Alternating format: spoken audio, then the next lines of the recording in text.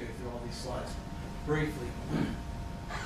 Deer are found statewide, obviously, from the mountains to the ocean. Our deer population estimates are based on different parameters. For mostly harvests and mortality figures from whitetail deer, and that estimate has declined statewide based on parameters from rural areas where deer are hunted. The areas where deer are not being hunted or we're not getting lethal management numbers from, we don't have a great estimate of abundance in those areas. We can tell from the public and public opinion that deer numbers are probably increasing in those developed areas. In developed areas, deer have reduced mortality, increased lifespan, and higher reproductive success, leading to more deer. Some of their adaptations have led to this, obviously. They've got adaptations that evolved them as prey species. They've evolved great eyesight, hearing, sense of smell, ways to avoid predation. Predation's been eliminated in most of these developed areas, i.e. hunting is built, showed with this urban map. Basically, hunting is not occurring. And the property and lands in Montgomery County, the majority of the property in the county is owned by private landowners. So in that aspect, it actually is incumbent upon private landowners to get involved in that game.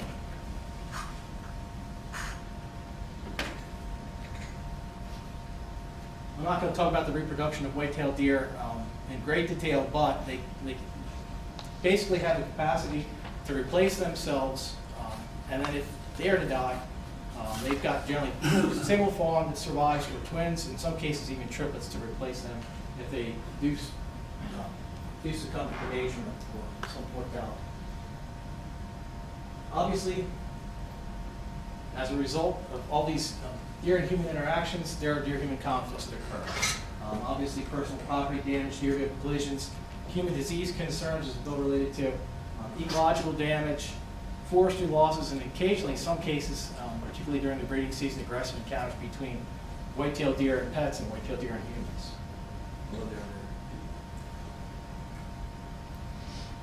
And we've actually surveyed Maryland's public, and we do this on a regular basis. We get input from folks like you on a daily basis, as well as we have a 10-year deer management plan, which gets input from the residents of the state and telling us what the issues are with white-tailed deer, what potential deer management strategies there are that we could possibly employ.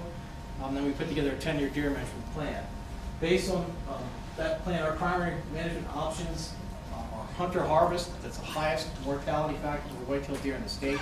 Between 85,000 and 100,000 deer are killed annually using hunters. Deer management permits are those given to farmers to protect their crops, their livelihood in agricultural settings, and that takes probably a smaller portion, maybe 10% of that, 8,500 to 10,000 deer annually. Our deer cooperators actually is a permit system that we've created to allow deer harvest in areas that are not traditionally hunted. Sharpshooting is probably one of the more active tools that are used in Montgomery County in those parcels of ground where they cannot use hunting. There's small stream valley parks where it's not feasible to go in and remove deer and other methods. And to the order of roughly 1,500 deer a year across the state. Letters of authority for airports. Obviously, airports can't tolerate deer on the runways. And then the non-lethal methods such as fencing, repellents, deer-resistant plants, and then, of course, fertility control. Maryland actually is a leader in that particular realm in deer management, and I'll talk about contraceptives and deer sterilization with the next series of slides. How many did you say cooperators get to take annually? 1,500 deer. Now, when you're looking at deer management in the suburbs, it's a lot different than trying to manage deer on a rural landscape. And depending on the public's perception and the public's attitudes and their concept of deer management, no action may be an alternative for that particular community. If that community doesn't believe that there's an issue, they obviously don't have to take any action. In many cases, communities consider non-lethal options first. And those are situations where these tools do not injure, harm, or kill deer, but they can reduce the problems deer can cause, and they can increase public tolerance of deer in those developed areas. Deer-resistant plants, repellents, exclusions such as fencing, fertility control methods. In Maryland, we actually license individuals as deer cooperators to apply some of these fertility control methods, and I'll talk about that in the next slide. And then, of course, there are the lethal options, those options that actually reduce deer numbers by killing deer, targeting mostly antlerless deer, female deer, because those are the ones reproductively that are most important to try and control a deer population. Obviously, archery hunting, there are suburban bow hunting groups that actually hunt within communities and remove deer. Managed hunts, such as those that Bill Hampton and the parks have done on county parklands. And then, of course, sharpshooting and using lethal methods that the deer cooperators can do in those areas where those other tools are not practical. Are there other deer management options? We get suggestions from the public that say, why don't you try this or that? These are not options. Reintroducing large predators, not an option. Trapping deer and moving them elsewhere, not an option. There's no place to take them. It also potentially could move a diseased deer from one area to the next. And then, of course, poisoning deer, not ethical, not practical, and not responsible deer management. And then, of course, there's a category of non-approved deer fertility control drugs. And we are a leader in contraceptive research on deer and allowing that to happen in the state. We've permitted different drugs to be used. Quite frankly, there's only one drug currently that's been approved by EPA and FDA for use on wild free-ranging deer. And we won't allow any other drug unless it's used in an experimental method, such as done as NIST. So we'll talk about the fertility control methods that are approved. I spoke too soon. We've already talked about the non-lethal options. At the bottom, deer fertility control. Gonacon is the first drug approved for use on whitetail deer. We're the first state to approve of it for use on wild free-ranging deer. In Maryland, it must be applied by someone who is licensed as a deer cooperator, who has training in handling animals for the health and safety of that individual animal, utilizing drugs to capture the individual animal, and then, of course, marking and releasing that individual deer. Sterilization is another option that we've experimented with, and that potentially is an option, and our director probably can speak a little bit more about that.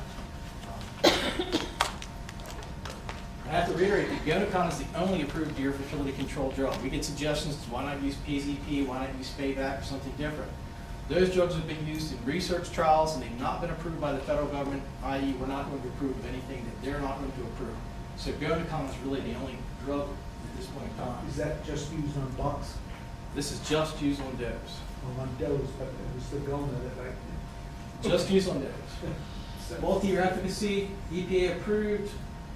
Maryland DNR approved. We were the first state to approve that the drug for use in wild free-ranging deer. It is also listed as by the Maryland Department of Agriculture as a restricted use pesticide.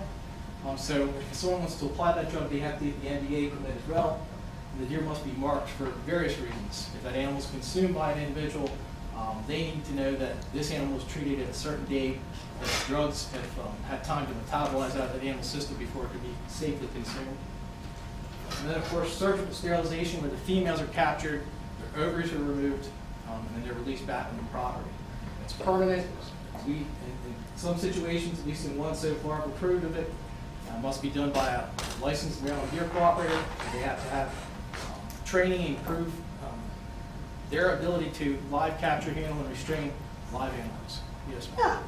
Yeah, out west, my late husband grew up on a ranch. What hell are just, it takes a couple of seconds to just take the gonads out of a male. We hear that a lot, and the reality is white-tailed females are homebodies. They have roughly a 1 square mile home range, and they do not really deviate from that home range very often. The males, on the other hand, can expand their home range to be 10 times that in order to go search it out. Yeah, You'd have to treat the males within 100,000 square miles to be able to effectively treat those deer. Quite frankly, by treating the females, that's where your biggest bang for your buck is treating the females Just first. a quick question, yeah. Why not harvest the deer why sterilize them and give them fertility control and not harvest them when you have them? Well, in these situations, these are settings where the communities have decided that sterilization, non-lethal methods are what they're going to use. So, But what is the cost related to that kind of process? it can range from $550 to $1,300 per deer. Per deer, right. And the communities are bearing the cost? Communities are bearing the cost. There you go. Choices. So to summarize that, we recommend using a combination of options to manage deer where they're appropriate, where they've been approved of, or at least vetted by to the public. Obviously, no action. The non-lethal options we suggest that anybody try because they do work to some degree. They do increase the public's tolerance to deer. Fertility control, which is new on the horizon, of course. And then, of course, the lethal options. And those lethal options obviously can be limited based on developed areas. But as Bill has already mentioned, Montgomery County is very progressive, and they're using all these tools to their discretion. And they're using them, quite frankly, as good as any agency has done across the state. How is Gonacon administered? Gonacon's an injectable drug. The deer is captured. It's injected with this viscous slurry of drug.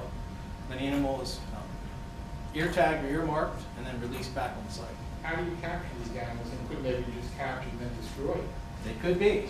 They could be. What do we have to do in this county to do that? Those are all questions that we can talk about after I finish.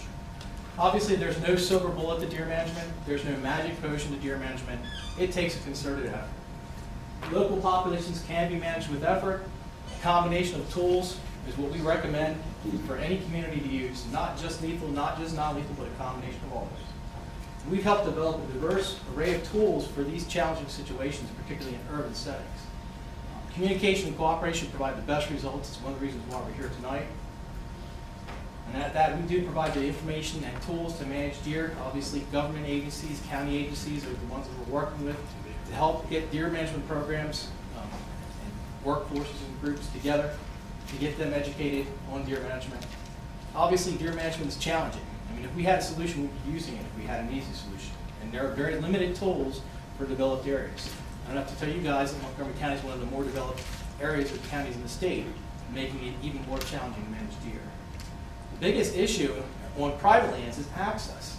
As we mentioned, at least on the statewide basis and even on the countywide basis, there's more private property than there is public land. And it's incumbent on the private landowners to try to at least work effectively or cooperatively to try to manage deer on their properties as well, especially since Montgomery County is doing all that really they can at this point in time. And deer management is a very divisive topic. You'll have neighbors fighting and feuding with neighbors over the issue of deer management. Quite frankly, there's a lot better things we can spend our time doing. And in this particular case, communities need to come together collectively to decide how they're going to manage that deer population and try to tackle that deer population. What can you do to become educated on the available options? It's one of the things that you're doing tonight. Share that information with your neighbors, your community association members. Apply those non-lethal methods where they're applicable. Consider lethal deer management in those situations where they're applicable and appropriate. And obviously support efforts to educate the public on the need to manage deer. And again, that's one of the reasons why we're having this meeting tonight. And then, of course, support your local deer management programs such as Montgomery County Parklands. At that, there's my contact information. You guys obviously can get in touch with us at any point in time when it comes to deer management.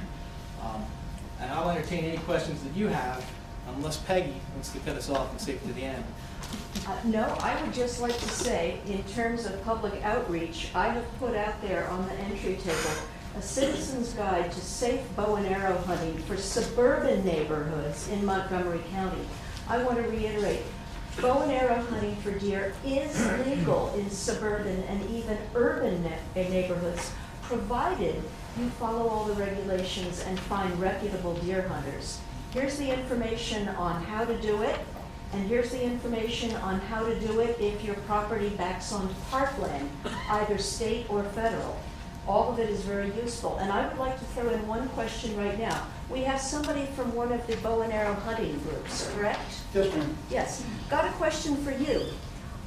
If the female deer are tagged as having been injected with contraceptives, do bow and arrow hunters know how to recognize those tags and not go after those doe, but go after the doe that have not been tagged? It's my understanding these gentlemen, they know more than I do. My understanding is those deer that have been contraceptivized. Yeah. the Gonacon, it's an ear tag. Is that correct? That's correct. Any deer that's been treated, captured for an explanation purposes. If a deer is captured, it has to be sedated with some sort of drug, and because those drugs are regulated and they stay in the animal's body for a certain period of time before they metabolize or work out of the animal system, those animals must be marked as being treated. The contraceptive drug Gonacon is a protein-based, for lack of a better term, emulsion And that drug itself, Gonacon, is ingestible. It won't cause any reproductive harm to individuals. But the fact of the matter is that the drugs that they're treated with require us to tag those animals with bangle ear tags. They're usually very large. They're usually brightly colored. It says Maryland DNR on them. And then it says in the back, contact Maryland DNR. And there's usually an individual identifying number on the tag. So it shouldn't be any reason that that deer, even if it was to lose one ear tag, it's got another ear tag and in many cases a third ear tag as well. So. Are those reflectorized to permit motorists to see them at night? No. Could they be? Anything's possible. I have a few questions, but let's start with the audience. Sue and Yeah. then Sandy and we'll go I on. have one question. It's my understanding that the eastern United States is the largest white-tailed deer population in the world. Is that correct? Positive. Highest density. Right? It's the highest density deer population. No matter what we do, if the folks in Montgomery County, Pennsylvania, and the folks in Westchester County, New York, aren't doing similar work, basically what we're doing is for naught, because they'll just migrate down. We start dealing with our local problems locally and let the movement catch on through the rest of the region and the eastern seaboard. That's my take on it. Sandy? For those of us living in the suburbs, you mentioned non-lethal options. Which of those would you recommend the most? For example, a fence, most of us have been told we can't build anything high enough to keep out the deer. So which of those options should we really pursue to suburbanize? Well, fencing is out there 24/7, and your repellents may work and may fail after a period of time. So out of the non-lethal measures, I would probably recommend fencing as your best measure. Even though they can go over 8 feet. Well, not all deer can go over 8 feet, and it takes quite a specimen of a deer to get over an 8-foot fence. And speaking from experience, if you have high enough the invisible deer fencing, it does exclude them, but of course that pushes them onto your neighbor's properties even more intensely. So it's, good for one person, bad for another. Let's see. Yes, please. Are all the presentations on websites? But Are all the presentations, the PowerPoints available on websites? we can provide it. We can provide you a PDF of it. That would be good, and we can put that in our next newsletter and on our website. Okay, we were going around, yes?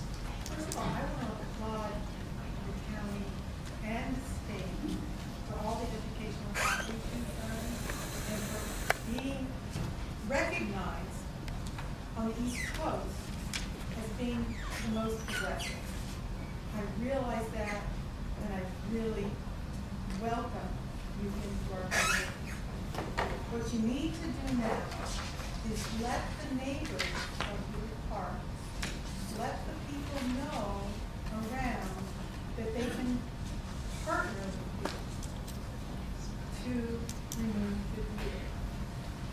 We're doing that in my community. The problem is there are a lot of people who will target the people who have cooperated with you. Animal rights people who will target the people who are trying to help you with the deer problem. And we have to have more support from the county council to write letters of support of your activities and of the bow hunters who are trying to help resolve the problem and who are feeding the poor. We need some letters right there that the civic associations can put out there and say, we are helping the park. We are helping you solve the problem. We can do it together. Linda, that's what these guides are for. They're so we, the people, can take these back into our neighborhoods, educate our neighbors, encourage them to contact licensed, safe bow and arrow hunters to get this into private lands, but doing it safely. We can't put all the onus on the public officials. They can't go knocking door to door. We can. And that's why I've made 500 copies of these. I encourage you to take as many as you can distribute in your neighborhoods home with you and walk them around and knock on doors, leave them illegally it in mailboxes if that's what works. Yes, Jim?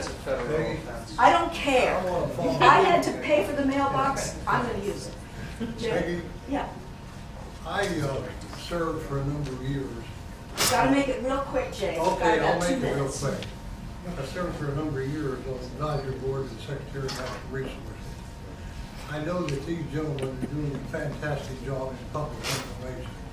I would like to recommend to these folks here that you invite these folks to come from DNR, to come to your association and talk a little bit about some of these deer management issues. I've had them out in Leisure World. They were very popular when they came out there, and I would strongly recommend that you have them visit your association. Thank you, Jim. I think we should all thank our speakers very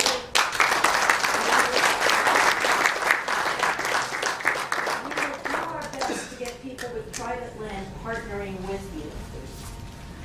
And now, I think Paula would like to get back to our regular agenda. Thank you, guys.